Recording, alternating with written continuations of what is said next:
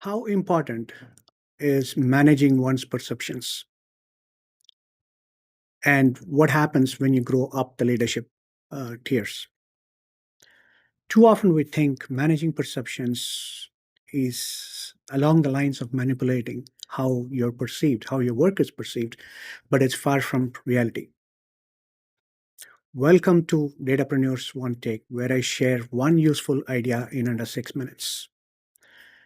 In today's session, I want to cover the importance of perception management because your perception and how your leadership is reflecting on your overall success is getting shaped continuously.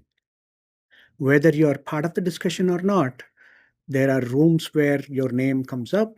People are discussing about your contributions, your actions or inactions, and that eventually impacts your leadership career and the success and growth that comes with it. Let me give you a small example. Way back when I was in the corporate leadership roles, I had gotten exceeds expectations ratings for 2 consecutive years. It was year 3 when my manager went into his annual discussion for his team and along with his peers, and he was proposing me for a promotion. But the CIO was very quick to push back and said, I heard that Prakash recently walked out of a meeting, dropped out of a call basically, when there was a very strong debate around how we should be working with the product management team.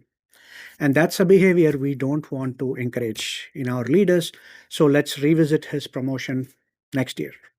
End of the discussion. And it so happened I was on vacation by the time I came back and I got to know about this. And also, I wanted to know what happened. Who complained about me because I thought I was doing a good job all through. And then when I found out that the CIO got the complaint from the chief product officer, and about 2 months later, I got to meet with him, the CPO. So casually, I brought it up and said, Andrew, by the way, this my promotion discussion was kind of shunted down because this was the feedback they got from product. And to my surprise, Andrew said, no, I was not even complaining. I just made it as a statement that we still have work pending to sort out some differences because Prakash had to go. And that was a more accurate statement because I did message the person who was organizing the meeting and I had to drop off due to another conflict that was coming up. So I said I'll circle back.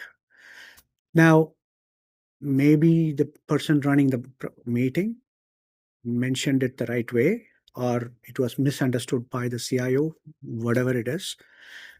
I did not do a few things, and had I done them, the outcomes might have been completely different. I did not reach out and to the larger team and said, okay, let's continue this conversation. And I have to drop off because I assumed that, okay, I informed the person running the meeting and it should be all good.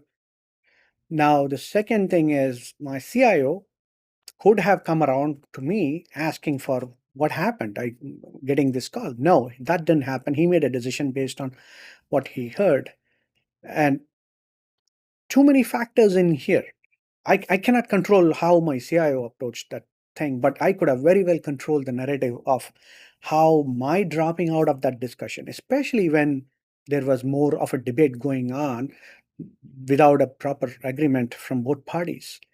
It should have been on me to reach out to the group and make sense out of it. It didn't happen. So if you are taking one lesson from this, it's that always close the loop, especially in discussions. Don't assume that everyone involved got the same view of like why you're dropping off, why you're pushing back, and all of those things, because it doesn't happen, right? But when people start mentioning things like this as they go, whether you're part of the discussion or not, it invariably affects you, which is why perception management is very key to a growth as an individual. I wish you most and more. See you in another video.